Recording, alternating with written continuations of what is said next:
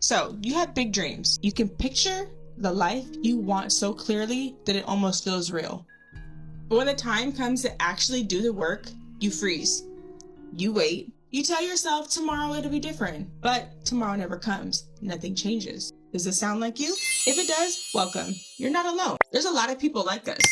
Ambitious, full of ideas, but we're stuck. And we're stuck in a repeated cycle that we don't know how to escape. And the worst part, we know we're capable of so much more. We just can't get ourselves out of a commonly repeated cycle. This is not about intelligence. It's not about talent. This is literally about psychology.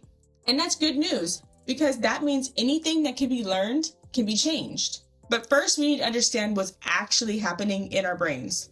So look, here's the cycle. You wake up feeling motivated. Yes, today's the day you tell yourself. Today, you're finally going to start that project. You're finally going to take that first step. Then you check your phone. A few minutes later, turns to an hour. You're doom scrolling at this point. Now, half your morning is gone. You tell yourself, it's cool. I'll start after lunch. Lunch comes. You're tired, unmotivated, overstimulated. So you push it to tomorrow. Now it's nighttime. You're in bed. You feel guilty because you promised yourself tomorrow will be different. But then tomorrow comes, and now the motivation you had yesterday, you told yourself you would have today, is gone. You're back to scrolling. You're back to avoiding. You're back to doing everything except the thing that matters. And the cycle repeats itself for days, for weeks, for months, maybe even years. So here's why. Inside our brains, there's conflict. Part of us wants more. Big goals, big dreams, success. And the other part of us wants comfort, safety, ease, no risk, no failures, no discomfort whatsoever. And right now, if this video has triggered you at all so far, that means that we're letting comfort win.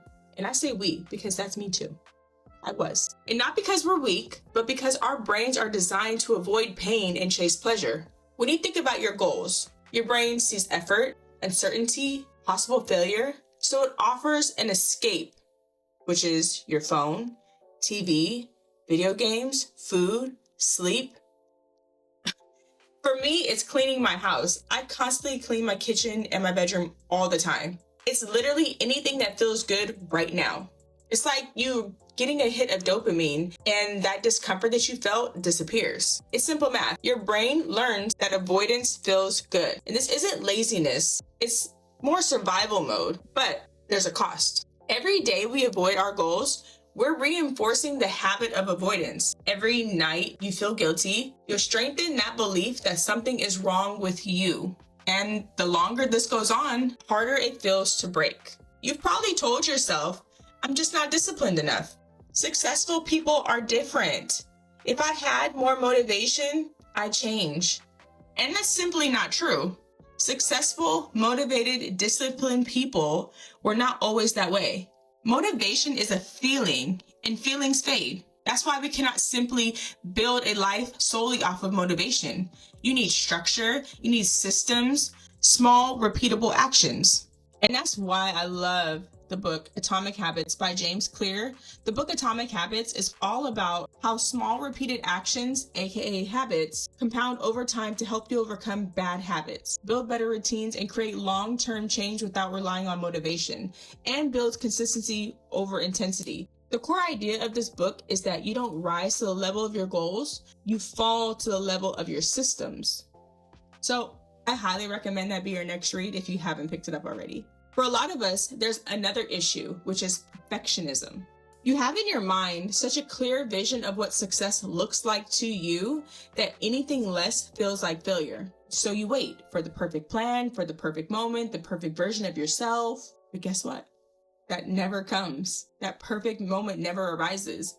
Perfectionism isn't high standards. It's literally fear disguised as excellence. It's like if you never start, you never fail. And let's be honest, okay?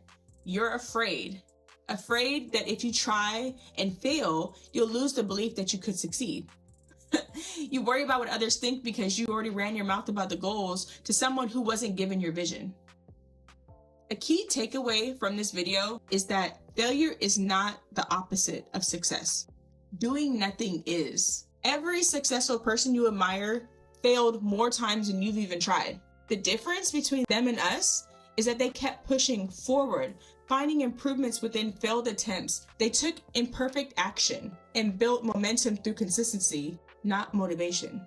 So how do we break the cycle? First, we need to accept the truth that you're not going to feel like doing it ever. Actions come before motivation, not after. So do it anyways, especially when you don't feel like it. Second, start small. Like, seriously small.